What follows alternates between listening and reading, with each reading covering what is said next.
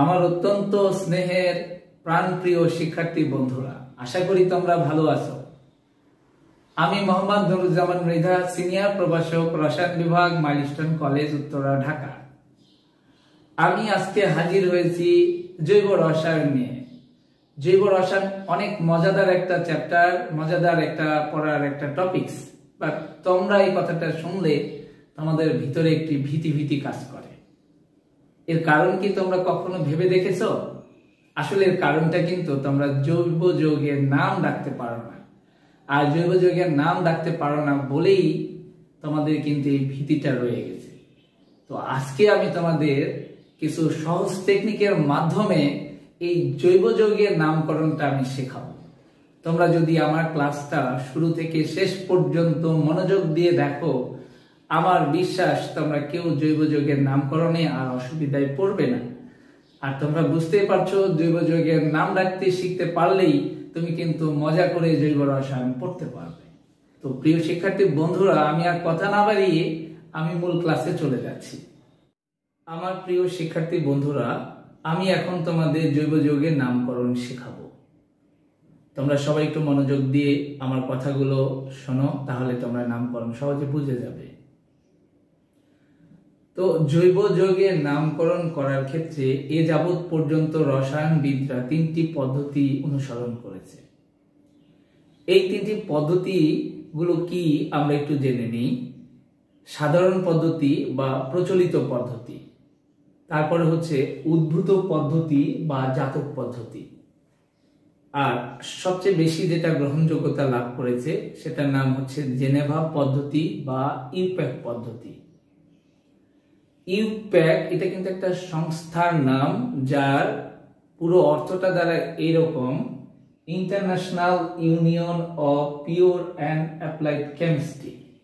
এবং এই শব্দগুলোর প্রথম লেটারগুলো নিয়েই কিন্তু আমাদের এই সংস্থার নাম দেওয়া হয়েছে। এই সংস্থাটি সুইজারল্যান্ডের জেনেভা শহরে অবস্থিত, এই জন্য এই পদ্ধতির নাম আমরা জেনেভা পদ্ধতিও বলছি। এখন প্রশ্ন হচ্ছে যে ইউপ্যাক পদ্ধতিটা কি?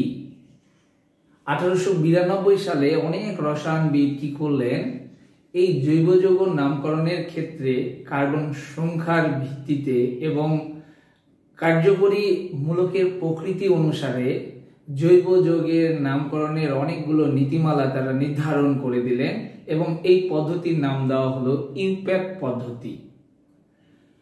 এবং ইউপ্যাক পদ্ধতিতে নামকরণ করার ক্ষেত্রে অ্যালিফেটিক জৈব যৌগের ক্ষেত্রে সেই নামের তিনটা অংশ বা তিনটা পদ তারা নির্ধারণ করে দিলেন। সেই তিনটা পদ হচ্ছে, একটু জেনে নাও ভালো করে: উপপদ বা প্রিফিক্স, শব্দমূল বা ওয়ার্ড রুট, পরপদ বা সাফিক্স। তবে এই তিনটি পদের মধ্যে শব্দমূলটা কিন্তু প্রধান, এবং এই শব্দমূলটা কিন্তু নির্ভরশীল কার উপর? তোমার দীর্ঘ কার্বন শিকলে কতগুলো কার্বন আছে তার উপর ভিত্তি করে কিন্তু এই শব্দমূলটির নাম উচ্চারিত হয়। এবং এই শব্দমূলটা আমরা বিস্তারিতভাবে অ্যালকেনের মধ্যে গিয়ে আমরা জেনে নেব যে কত কার্বন থাকলে কিভাবে উচ্চারিত হয়। এবার আসো পরপদ। পরপদটা হচ্ছে কার্যকরী মূলকের প্রকৃতি অনুসারে উচ্চারিত হয়, এবং এই অংশ শব্দমূলের সাথে কিন্তু যুক্ত হয়ে যায়। অর্থাৎ শব্দমূল এবং পরপদ মিলে কিন্তু একটা পূর্ণাঙ্গ জৈব যৌগের নাম উচ্চারিত হয়। তবে কিছু কিছু জৈব যৌগের ক্ষেত্রে আমরা যেটা দেখব, দীর্ঘ কার্বন শিকলের কোনো কার্বনের হাইড্রোজেন পরমাণু যদি অন্য পরমাণু বা মূলক দ্বারা যদি প্রতিস্থাপিত হয়, তখন ওই পরমাণু বা মূলককে আমরা বলবো উপপদ, যেটাকে আমরা বলছি প্রিফিক্স।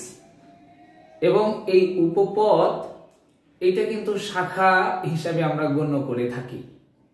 তবে জৈব যৌগ লেখার ক্ষেত্রে প্রথমে কিন্তু আমার উচ্চারিত হবে উপপদ, তারপরে শব্দমূল, তারপরে পরপদ।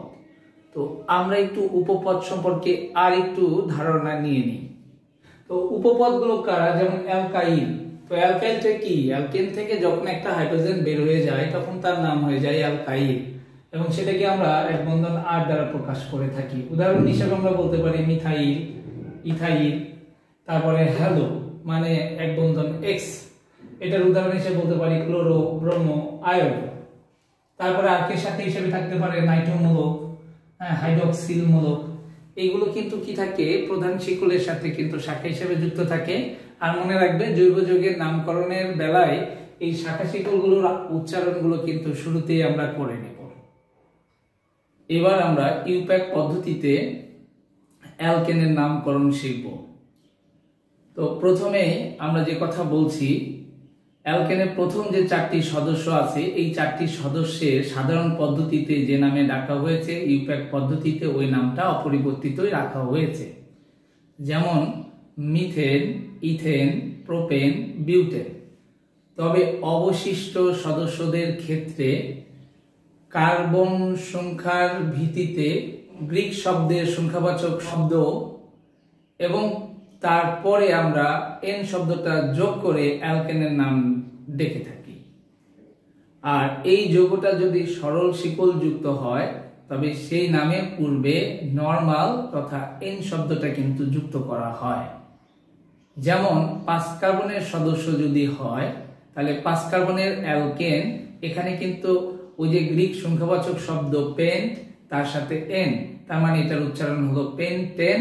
তবে তার আগে যদি এটা সরল শিকল হয় এন পেন্টেন বলবো। দেখি এরকম একটা যৌগ আমরা একটু দেখে নিই। দেখো এখানে 5 কার্বনের শিকল আমরা দেখতে পাচ্ছি এবং এই শিকলটা কিন্তু সরল শিকল। তাহলে এই যৌগটার নরমালি নাম হচ্ছে 5 কার্বন, তাই গ্রিক সংখ্যাবাচক শব্দ পেন্ট তার সাথে এন, তাহলে আমরা বলবো পেন্টেন। আর এখানে আমরা এন দিব, কেন? এটা সরল শিকল তাই নরমাল বা এন পেন্টেন আমরা বলবো। কার্বনের সংখ্যার ভিত্তিতে কিভাবে অ্যালকেনগুলোর নাম রাখা যায় সেটা আমরা একটু শিখে নিই। তো দেখে নাও, এটা হচ্ছে কার্বনের সংখ্যা, এটা অ্যালকেনের সাধারণ সংকেত। তোমরা একটু জেনে নাও অ্যালকেনের সাধারণ সংকেত CN+2। এবং এই কার্বনের সংখ্যার ভিত্তিতে আমরা অ্যালকেনগুলোকে কিভাবে ডাকতে পারি সে বিষয়টা এই পাশে দেওয়া আছে। তো দেখো, 1 কার্বনের যৌগ যদি হয় তার সংকেত এটা হবে, আর নাম রাখবো কিভাবে? মিথ যোগ এন, মিথেন। আবার 2 কার্বন যদি হয় তাহলে আমার শব্দমূলটা হবে ইথ, তার সাথে পরপদ এন। আবার 3 কার্বন হলে উচ্চারণ হবে প্রোপ, পরপদ হবে এন। আবার 4 কার্বন হলে শব্দমূল বিউট, পরপদ এন। 5 কার্বন হলে শব্দমূল পেন্ট, পরপদ হবে এন। 6 কার্বন হলে আমার শব্দমূল হবে হেক্স, এটা গ্রিক শব্দ, তারপরে হবে এন। অনুরূপভাবে 7 কার্বন হলে হেপ্ট, এন। 8 কার্বন হলে অক্ট, এন। 9 কার্বন হলে নন, এন। 10 কার্বন হলে ডেক, এন। মজার বিষয় হচ্ছে যে তোমরা যদি এই 10টা শব্দ, এই শব্দগুলো যদি তোমরা মুখস্থ রেখে দাও তাহলে কিন্তু অ্যালকিন অ্যালকানে গিয়েও কিন্তু ওই একই ভাবে প্রয়োগ করবে। সেই ক্ষেত্রে কি হতে পারে সেটা এখানে একটু অ্যাডভান্স জেনে নাও। তোমরা যদি অ্যালকিন উচ্চারণ করতে যাও 2 কার্বন থেকে শুরু হবে ইথ, এখানে এন এর পরিবর্তে ইন হবে, ই এন ই। তার মানে কি? Ethyne, propyne, butyne, pentyne, hexyne. অনুরূপভাবে যদি অ্যালকাইন সিরিজে যেতে চাও তাহলে কিন্তু হবে, দেখো, ইথ আইন ওয়াই এন ই হবে, অর্থাৎ এন এর পরিবর্তে কিন্তু আমরা ওয়াই এন ই লিখবো। তাহলে প্রোপ আইন, বিউট আইন, পেন্ট আইন, সিমিলারলি ভাবে চলতে থাকবে। তো তোমরা যদি অ্যালকেনের এই সিরিজটা মুখস্থ করো, শুধু অ্যালকেন না, অ্যালকিন, অ্যালকাইন, অ্যালকোহল, অ্যালডিহাইড, কিটোন, জৈব অ্যাসিড সবই কিন্তু তোমরা এর ভিতরে পেয়ে যাবে। সেই ক্ষেত্রে আমরা শুধু একটু একটু করে পরিবর্তন করব। সেই পরিবর্তনটা আমি তোমাদের ওই টপিকস পড়াতে গিয়ে অবশ্যই শিখিয়ে দেব। তবে শাখা যুক্ত অ্যালকেনের ক্ষেত্রে, জৈব যৌগের নামকরণের ক্ষেত্রে কিছু নিয়ম আমাদের জানতে হবে। তো আমরা এই নিয়মটা সম্পর্কে এখন আমরা জানবো। প্রথমে আমরা যে কাজটা করব, যৌগের কার্বন পরমাণু দ্বারা গঠিত দীর্ঘ শিকল নির্বাচন করব। অর্থাৎ একটা যৌগে কোন শিকলে সর্বোচ্চ কার্বন থাকবে ওইটাই দীর্ঘ শিকল বা ওইটাকে আমরা বলে থাকি প্রধান শিকল। যেমন আমার এখানে 1 2 3 1 2 3 4 5 বা 1 2 3 4 5, আবার দেখো 1 2 3, মানে আমি দেখতে পাচ্ছি যে আমাদের সবচেয়ে বড় শিকল কিন্তু এইটা, তাই এটাকে আমরা বলবো দীর্ঘ শিকল বা প্রধান শিকল। 2 নম্বর নিয়মে আমরা কি বলছি, সেই দিক থেকে নাম্বারিং করতে হবে যেদিক থেকে করলে পার্শ্ব শিকলের অবস্থান নির্দেশক সংখ্যাগুলোর যোগফল ক্ষুদ্রতম হবে। যেমন আমি এই যৌগটা 2 বার করে লিখেছি একই যৌগ বোঝানোর সুবিধার্থে। তো আমার এদিক থেকে গেলে 2 নম্বরে শাখা দেখতে পাচ্ছি, আবার এদিক থেকে গেলেও 2 নম্বরের শাখা দেখতে পাচ্ছি। তো এখন যেহেতু দুই দিক থেকে গেলে সমান দূরত্বে শাখা দেখতে পাচ্ছি, তাহলে এই ক্ষেত্রে আমাকে কি করতে হবে, আমি দেখতেছি যে এদিক থেকে যদি নাম্বারিং করি তাহলে যেখানে আমার পার্শ্ব শিকল আছে সেই কার্বনগুলোর পজিশনের যোগফল। দেখো আমার 2 নং কার্বনের 2 বার শাখা আছে, তাহলে 2 যোগ 2, আর 4 নম্বর কার্বনের শাখা আছে একবার, যোগ 4। তাহলে এই যে আমার পার্শ্ব শিকল যুক্ত কার্বনের পজিশনগুলোর যোগফল আমি 8 পাচ্ছি। আবার দেখো যদি আমি ডান পাশ থেকে নাম্বারিং করি তাহলে আমি পার্শ্ব শিকলের যোগফল অর্থাৎ পার্শ্ব শিকলের অবস্থান কার্বনের যোগফল আমরা কত পাচ্ছি, দেখো 2, 4 এর 2 বার আছে, তাহলে 2 যোগ 4 যোগ 4, তাহলে 10 হয়ে গেল। তো আমার যেহেতু এটা ক্ষুদ্রতম, তাহলে আমার অবশ্যই এখান থেকে বাম দিক থেকে নাম্বারিং করাটা ওয়াইজ হবে, আর এদিক থেকে নাম্বারিং করাটা ভুল হবে, যার কারণে আমরা বলছি এটা গ্রহণ করা যাবে না, এটাকে আমার গ্রহণ করতে হবে। 3 নম্বর নিয়মটা একটু আমরা সবাই খেয়াল করি। প্রথমে আমরা যে কথা বলছি, প্রথমে শাখার অবস্থান লিখে হাইফেন দিয়ে শাখার নাম এবং শেষে মূল যৌগের নাম লিখতে হবে এবং দুটো একসাথে লিখতে হবে। তবে তার আগে আরেকটা কথা একটু বলে নিই, আগের নিয়মে থেকেই আর কি, যে আমরা কোন দিক থেকে নাম্বারিং করব। যে দিক থেকে নাম্বারিং করলে আগে আমরা শাখা শিকল পাবো, তার মানে আমরা এখান থেকে যদি নাম্বারিং করি 2 এর শাখা পাবো, এদিক থেকে গেলে আমরা 3 এর শাখা পাবো, যার কারণে আমরা বাম দিক থেকে নাম্বারিং করব। এবং তারপরে বলা হচ্ছে যে শাখা অবস্থান লিখতে হবে, তাহলে আমরা শাখার অবস্থান এখানে আমাদের কত 2, অবস্থান লেখার পরে হাইফেন দিতে হবে, দেওয়ার পরে এবার শাখার নাম লিখতে হবে। তো আমার 2 নম্বরে যে শাখাটা যুক্ত আছে তার নাম কিন্তু আমরা বলছি মিথাইল। এবং মূল যৌগটা খেয়াল করে দেখো, এই অ্যালকাইল অংশটা বাদ দিলে আমাদের দেখো উপরে যে অংশটা দেখতে পাচ্ছি এটা হাইড্রোকার্বন, এবং এই হাইড্রোকার্বনের আবার খেয়াল করো এইটা কার্বন শিকলে একক বন্ধন, তার মানে অ্যালকেন। তাহলে আমার কি করতে হবে, 4 কার্বনের শব্দমূল আমরা জানি কি বিউট, তার সাথে কি হবে এন, তার মানে কি বিউটেন। তবে আমার লেখাটা একটু ঠিক হলো না, আমরা আগেই বলেছি একসাথে লিখতে হবে বিউটেন। এবার আমরা 4 নম্বর নিয়মে একটু চলে আসি। 4 নম্বর নিয়মে কি বলছে, যৌগের কার্বন শিকলে একাধিক একজাতীয় শাখা থাকলে এদের অবস্থান নির্দেশক সংখ্যাকে কমা দিয়ে পরে হাইফেন দিয়ে 2টির জন্য ডাই, 3টি যদি একজাতীয় শাখা থাকে ট্রাই, 4টি যদি থাকে টেট্রা লিখে শেষে উক্ত শাখার নাম লিখতে হবে। তো আমরা আগে এইটুকুর অংশের ব্যাখ্যাটা একটু জেনে নিই। যেমন দেখো এই যৌগের ক্ষেত্রে খেয়াল করে দেখো, এই যৌগের ক্ষেত্রে আমরা এখানে একটা মিথাইল দেখতেছি, এখানে একটা মিথাইল, এখানে একটা মিথাইল দেখতেছি, অর্থাৎ এখানে আমরা 3টা মিথাইল দেখতে পাচ্ছি। তাহলে আমার প্রথম কাজটা হচ্ছে তাদের পজিশন গুলো লিখে কমা দিতে হবে, 2, 2, 3, তারপরে কি বলছে হাইফেন দিতে হবে। হাইফেন দেওয়ার পরে আমরা 3 বার যেহেতু লিখেছি তাহলে আমরা বলবো ট্রাই,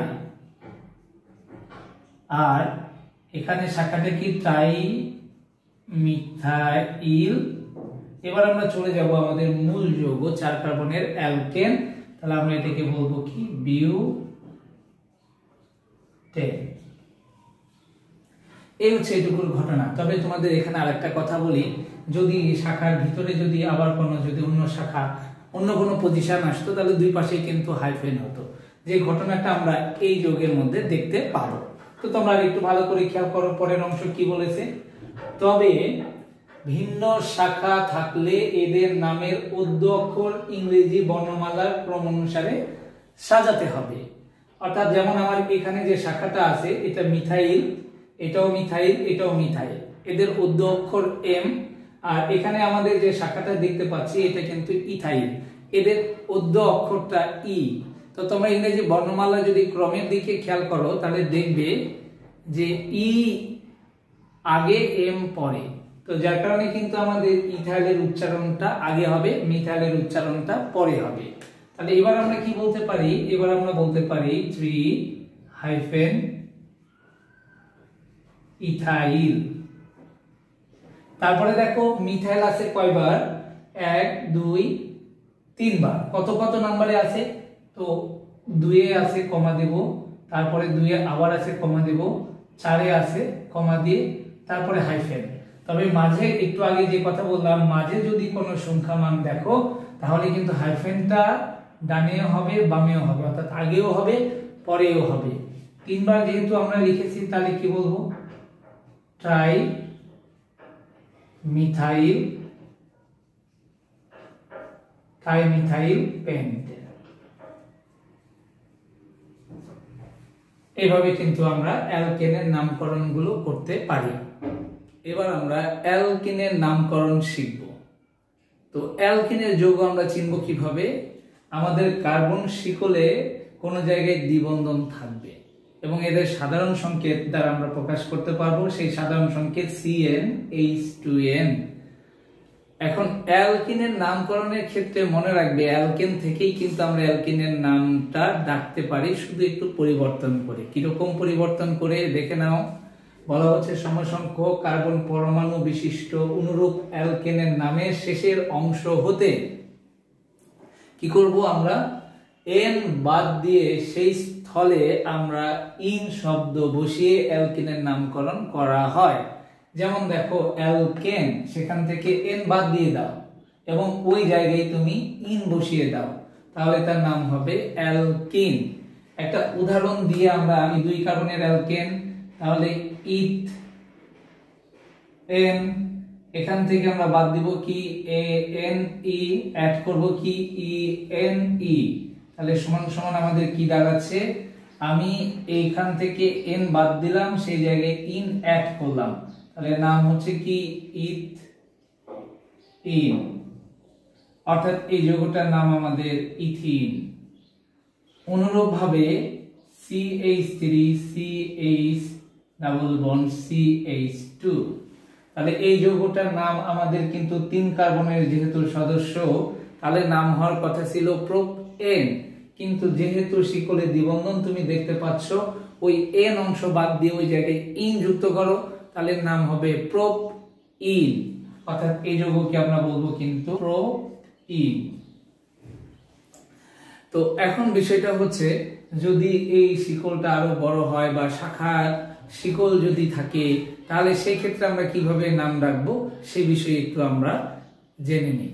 শাখাযুক্ত যৌগের ক্ষেত্রে আমাদের অবশ্যই এই নিয়মগুলো মানতে হবে। যেমন শাখায়িত অ্যালকিনের ক্ষেত্রে দ্বিবন্ধনযুক্ত দীর্ঘতম কার্বন শিকলকে মাতৃ অ্যালকিন ধরা হয়। যেমন আমাদের এখানে 4 কার্বন, এটা মাতৃ অ্যালকিন। এখানে দেখো 1 2 3 4 5, এটা বড় শিকল, এটা আমরা কি বলবো, এই শিকলটাকে বলবো মাতৃ অ্যালকিন, এটা আমার শাখা। এখানে যেমন দেখো এই দ্বিবন্ধন কার্বন দ্বারা যুক্ত এই যে 1 2 3 4 5, এটাকে আমরা বলবো মাতৃ অ্যালকিন, কিন্তু তুমি এইটাকে কিন্তু মাতৃ অ্যালকিন বলতে পারো না। 1 2 3 4 5 6, অর্থাৎ যদিও তোমার মনে হচ্ছে এই শিকলটা বড়, কিন্তু এটা যেহেতু অ্যালকিনের যৌগ, তাই দ্বিবন্ধনটাকে মাতৃ অর্থাৎ প্রধান চেনের ভিতরেই নিতে হবে। তো এবার আসি, দীর্ঘ শিকলের যে প্রান্তের নিকটে দ্বিবন্ধন থাকবে সেই প্রান্তের কার্বনকে 1 নাম্বার ধরে সংখ্যায়িত করতে হবে। অর্থাৎ আমার যেমন এটাকে আমি বলছি বিউটিন 1, কেন আমি বিউটিন 1 বলেছি, কারণ এই প্রান্ত থেকে 1 নাম্বার ধরে আমি নাম্বারিং করেছি। যদি এই পাশ থেকে করতাম তাহলে কিন্তু বিউটিন 3 হতো, বা সেটা ভুল হতো। তাই আমরা কি করব, সেই দিক থেকে নাম্বারিং করব, যে দিক থেকে নাম্বারিং করলে দ্বিবন্ধনকে আগে পাওয়া যাবে। যেমন দেখো এই দিক থেকে নাম্বারিং করলে আমরা কিন্তু 4 এর পরে পাবো, কিন্তু দিক থেকে নাম্বারিং করলে 1 এর পরে, তার মানে আমার এই দিক থেকে নাম্বারিং করাটা সঠিক হবে। তাহলে আমরা এই জন্য দিক থেকে নাম্বারিং করেছি, 4 নম্বরে আমরা শাখা দেখতে পাচ্ছি, বিধায় আমরা বলছি 4 মিথাইল পেন্টিন 1।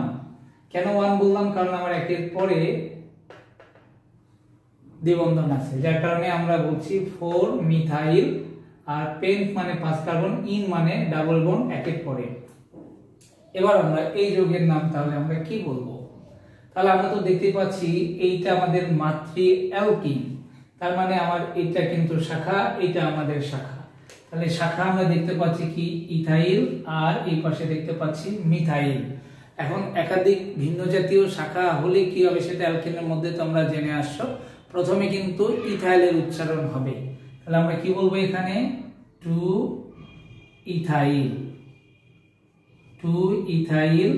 তারপরে আমরা কি বলবো 3 নম্বরে যেহেতু মিথাইল আছে 3 মিথাইল। এরপর আমরা কি বলবো এই মূল মাতৃ অ্যালকিনটা যেহেতু 5 কার্বনের এবং 1 এর পরে দ্বিবন্ধন, তাহলে এটাকে আমরা বলবো কি পেন্টিন 1। এই হচ্ছে আমার এই যৌগের নাম। এবার আমরা 4 নম্বর নিয়মটা একটু দেখে নিই। 4 নম্বর নিয়মটা কেমন? যদি আমার মাতৃ অ্যালকিন এই কার্বন শিকলে 1 এর অধিক জায়গায় যদি দ্বিবন্ধন থাকে, তাহলে কিন্তু আমরা শব্দমূল অ্যালকা উচ্চারণ করব। এবং আমরা দ্বিবন্ধন যদি 2 জায়গায় থাকে, যেমন এখানে 2 জায়গায় আমরা দেখতে পাচ্ছি, এই ক্ষেত্রে ডাইইন, আর এটার ক্ষেত্রে 3 জায়গায় যেহেতু আছে আমরা বলবো ট্রাইইন, 4 জায়গায় থাকলে টেট্রাইন, এভাবে আমরা কিন্তু উচ্চারণ করব। তো আমরা এই যৌগে একটু চলে আসি। আমার এখানে দেখতে পাচ্ছি 4 কার্বনের শব্দমূল, তাহলে এখানে কিন্তু উচ্চারণ কিন্তু হওয়ার কথা বিউট, কিন্তু আমরা বলবো বিউটা। তারপরে দেখো 1 এর পরে দ্বিবন্ধন এবং 3 এর পরে দ্বিবন্ধন, তাহলে আমরা কি বলতে পারি বিউটা 1,3 ডাইইন। অর্থাৎ দেখো আমরা কথাটা বলবো এরকম ভাবে, বিউট না বলে আমরা বলবো বিউটা। তারপরে আমাদের কত কত পজিশনে দ্বিবন্ধন দেখতে পাচ্ছি 1 এর পরে এবং 3 এর পরে, তাহলে 1,3 ডাইইন। এরপরেরটা আমরা একটু আসি পরের যৌগে। আমরা তো আগেই বললাম যেহেতু এখানে 3 জায়গায় দ্বিবন্ধন আছে, তাহলে ট্রাইইন হবে।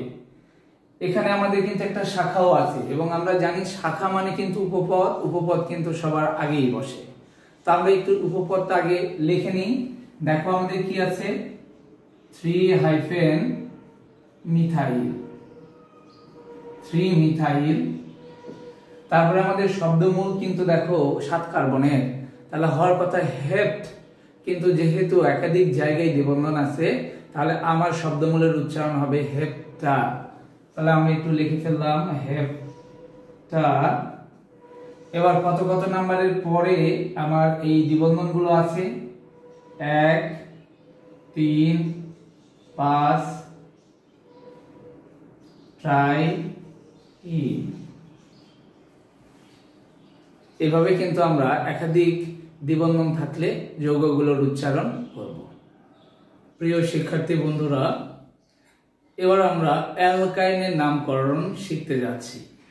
তো অ্যালকাইনের যৌগ তুমি চিনবে কিভাবে? ওই কার্বন শিকলে দেখবে কোনো জায়গায় ত্রিবন্ধন আছে এবং তাদের একটা সাধারণ সংকেত আছে CnH2n-2, এই সংকেত দ্বারা প্রকাশ করা যাবে।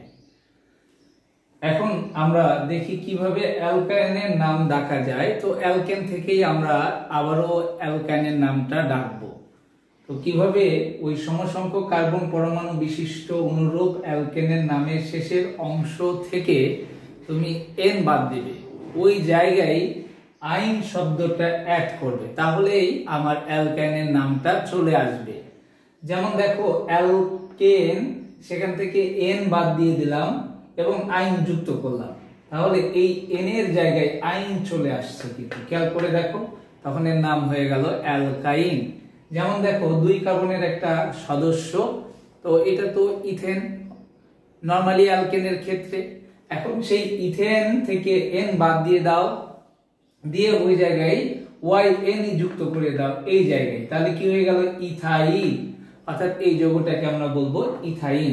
এইভাবে কিন্তু আমার সকল অ্যালকাইন সদস্যের নামগুলো ডাকা হয়।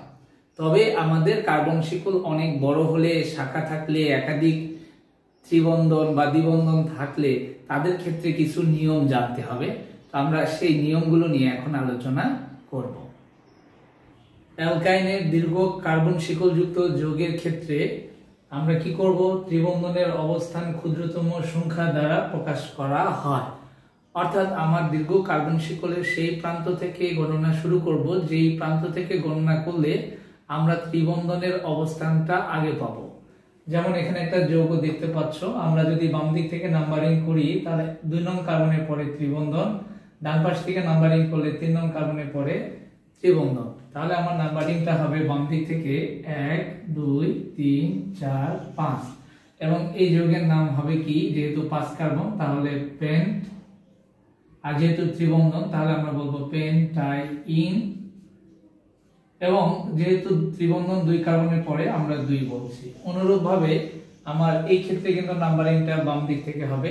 তাহলে এবার এই যৌগের নাম হবে কি, পেন্টাইন 1, যেহেতু 1 নং কার্বনের পরে আমার ত্রিবন্ধন, তাই এটাকে আমরা বলবো পেন্টাইন 1 বলবো।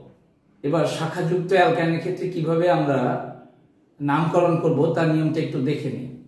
আমরা একটু দেখতে পাচ্ছি শাখায়িত অ্যালকাইনের ক্ষেত্রে ত্রিবন্ধন যুক্ত দীর্ঘ কার্বন শিকলকে আমরা মূল অ্যালকাইনের যৌগ বলবো।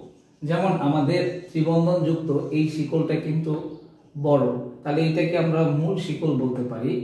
আবার দেখো এই যৌগের ক্ষেত্রে আমি যদি লম্বা যে চেইনটা দেখতে পাচ্ছি, এখানে যদিও সর্বোচ্চ কার্বন দেখা যায়, 7টা কার্বন দেখা যায়, কিন্তু আমার এই চেনের মধ্যে ত্রিবন্ধন না থাকার কারণে আমরা মূল অ্যালকাইন এটাকে বলতে পারবো না। আমরা যদি 1 2 3 4 5 6 বলি, দেখো 1 কার্বন যদিও কম, কিন্তু এই শিকলের মধ্যে আমার অ্যালকাইল তথা ত্রিবন্ধন আছে। আবার দেখো 1 2 3 4 5 6, অর্থাৎ আমরা অ্যালকাইনের যৌগ এখানে মূল যৌগ বলতে হয় এইটাকে বুঝবো অথবা এইটাকে বুঝবো, কিন্তু এটাকে অ্যালকাইন বলা যাবে না। তো এখন প্রশ্ন হচ্ছে এই দুটোর মধ্যে আমরা কোনটাকে মূল অ্যালকাইন ধরবো, যেহেতু এইটাতে বেশি কার্বন আছে, দীর্ঘ শিকল, তাই এটাকে আমরা মূল অ্যালকাইন ধরবো। তাহলে আমরা কিন্তু মূল অ্যালকাইন ধরার বিষয়টা বুঝে গেলাম। এবার দ্বিতীয় কথা বলা হচ্ছে পার্শ্ব শিকল ও ত্রিবন্ধনের মধ্যে আমরা কাকে প্রায়োরিটি আগে দেব, অর্থাৎ কোন দিক থেকে গেলে আমরা কাকে আগে খুঁজে পাবো সেই বিষয়টা দেখো, একটু জেনে নাও। আমার এই শাখার চেয়ে ত্রিবন্ধনের অগ্রগণ্যতা আগে, মানে আমরা যে দিক থেকে গেলে এটাকে কাছে পাবো সেদিক থেকে কিন্তু নাম্বারিং করব। তাহলে আমরা দেখো এই দিক থেকে গেলে 2 এ আমরা পাচ্ছি শাখা, এদিক থেকে গেলে আমরা 2 নং কার্বনের পরে আমরা পাচ্ছি ত্রিবন্ধন। তো আমার কিন্তু ত্রিবন্ধনকেই অগ্রাধিকার আগে দিতে হবে। তাহলে আমি নাম্বারিং যদি করি 1 2 3 4 5 6, তাহলে আমার এই যৌগটার নাম কি হবে, এই যৌগটার নাম হবে, যেহেতু এটা শাখা মান উপপদ, আগে এটা উচ্চারণ করতে হবে 5 মিথাইল। 5 মিথাইল, আমাদের যেহেতু 6 কার্বন, তাহলে আমরা কি বলবো হেক্সাইন, হেক্সাইন। কয় নং কার্বনের পরে দ্বিবন্ধন, আমরা ত্রিবন্ধন দেখতে পাচ্ছি, আমরা 2 নং কার্বনের পরে দেখতে পাচ্ছি, সুতরাং এটাকে বলবো 2। এবার আমরা এই যৌগের ক্ষেত্রে আসি, যেহেতু আমরা বলে নিলাম একটু আগে এটা আমাদের মূল অ্যালকাইনের শিকল, এবং কোন দিক থেকে নাম্বারিং করব সেদিক থেকে নাম্বারিং করব, যেদিক থেকে গেলে ত্রিবন্ধনকে আগে পাওয়া যাবে। তাহলে আমার নাম্বারিংটা হবে এখান থেকে 1 2 3 4 5 6। তাহলে নিশ্চয় আমাদের এই অংশটুকু কিন্তু শাখা শিকল।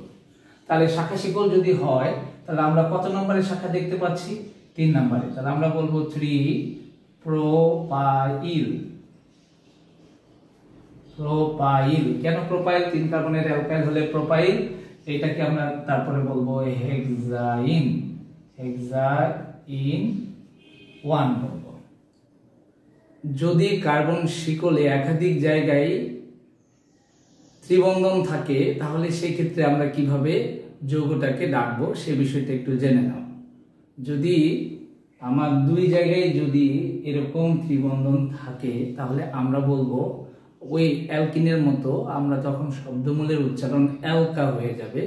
দুইবার থাকলে ডাই আইন, তিনবার থাকলে ট্রাই আইন হবে।